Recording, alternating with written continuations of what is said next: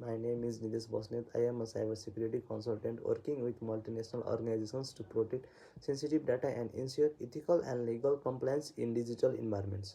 Today, I will be analyzing a real world scenario involving an internal data leak and the ethical dilemma surrounding it. Through this presentation, I aim to explain the risk, responsibilities, and ethical decisions involved in handling such incidents.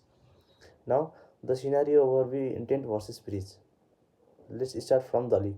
First, an employee shared sensitive customer data with someone outside the company, and it wasn't done through proper channels. From a data protection point of view, this is already risky and potentially illegal. Now, the scenario overview intent versus breach. Let's start from the leak.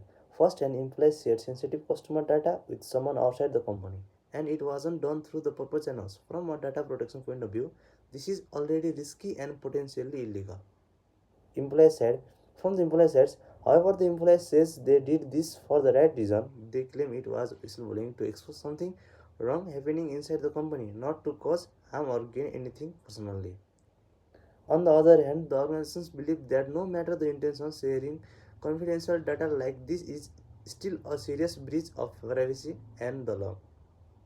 So, the real question here is simple. Should good intentions excuses breaking data protection rules, or should the rules always be followed no matter what? Now, let's move to the next slide. Why this case is critical in cybersecurity. A data breach can cause serious legal penalties, damage customer trust, and harm the organization's reputations. It also highlights that cybersecurity is not just about technology but about managing human behavior, and ethical responsibility within the organizations is also necessary. Now here the internal data leak triggers both UK and international cybersecurity laws. GDPR and the UK Data Protection Act protects personal data and requires it to be handled lawfully. Computer misuse laws address unauthorized access to system, and contractual agreements are breached when employees violate confidentiality rules. This shows that data leaks have serious legal consequences even if they are unintentional. Now, from the above scenario, GDPR is a law that protects people's personal data. It says that data must be used legally, kept private, and only used for the right purpose. The main issue here is unauthorized disclosure. This means sharing someone's personal data without permission, even if a person wants to expose company wrongdoing. Sharing customer data without approval is still against the law. If there is a problem inside a company, it should be reported through proper and secure channels, not by leaking personal data publicly. GDPR mainly focuses on protecting the customer, not on why the data was shared. So, good intentions do not channel the harm caused to someone's privacy. In simple words, GDPR demands us to handle personal data carefully, responsibly, and legally. Now, this slide explains whether an action is whistleblowing or a criminal act. Whistleblowing means reporting illegal or unethical activities using proper and protected legal channels. Only the necessary information should be shared and personal data should be avoided as much as possible. When sensitive customers' data is leaked directly to others, it is no longer whistleblowing. It became a legal violation. So, the key point is that whistleblowing must follow the law, leaking personal data does not. In this slide, I am using utilitarianism to judge the situations. This means we decide if something is right or wrong based on its results and how many people it affects. At first, exposing companies' wrongdoing may look like a good thing because it could protect many future customers. But the problem is that innocent people were harmed where their personal data was leaked. Their privacy was violated and trust in data security was damaged. So, when we compare both sides, the harm caused right now is greater than the possible future benefit. Because of this, from a utilitarian point of view, the action is not ethical. Next, let's talk about deontology. Put simply, this is the follow the rules approach to ethics. This is that some things are just right or wrongs, regardless of the results. We don't look at the outcome, you look at the action itself. In our professional world, this boils down to three big rules. They are legal compliance, confidentiality, professional responsibility. From the legal compliance, we can see that we follow the law like GDPR no matter what. as well as from confidentiality. We keep secrets and protect data because that is our duty. At last, from professional responsibility, we stick to our jobs code to of conduct. At last, the most important takeaway is that the bottom of the slide, under this theory, a good result does not justify breaking a rule. Even if you have the best intentions, if you break a duty, you have acted unethically. Now, let's look at professional ethic in cybersecurity. Basically, everyone working in this field has a code of conduct they have to follow. This helps us knowing exactly what to do when we run into our difficult situations. There are three main pillars we focus on. First of all, protect data integrity. Our first job is to keep information safe and sure it does not get changed or corrupted. Second one is second one is respect privacy. We always have to put the privacy right of others first. If we are handling people's data, we have to keep it private. Act legally. And last one is act legally.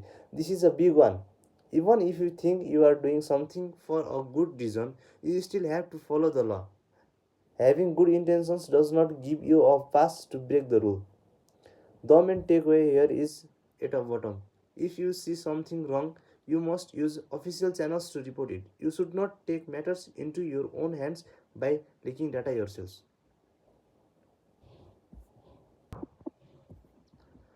Now let's talk about corrupt responsibility and failure. When a data leak or legal breaches happens, it is easy to blame the employee involved, but as this slide shows, those incidents are usually just a symptom of a much deeper systematic problem with the organizations. If you look at this infinity loop in the center, you will see how these failures feed into each other in a continuous cycle. First of all, we look at employee frustration. Next one is unauthorized disclosure. That frustrations can lead to leak or people taking information outside the company because they feel it is the only way to be heard. Now, second last is reputational damage. Once that information is out, the company's brand and trust are damaged in the public eye. Now last one is weak internal reporting. This is the root of the loop.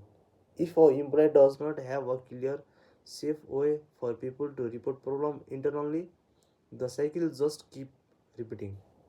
At last, we can't accept ethical behavior from employees if we haven't built a safe environment for them to speak up.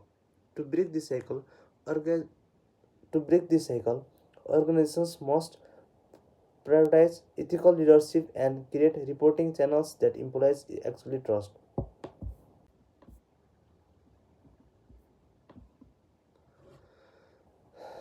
This slide titled My Verdict. This slide titled My Verdict provides a clear summary of how an employee's actions are judged across three critical areas: ethics, law, and professional standards.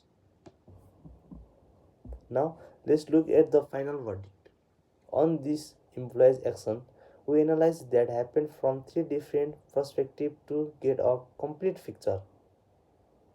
They are ethical standpoint, legal standpoint, and professional standards.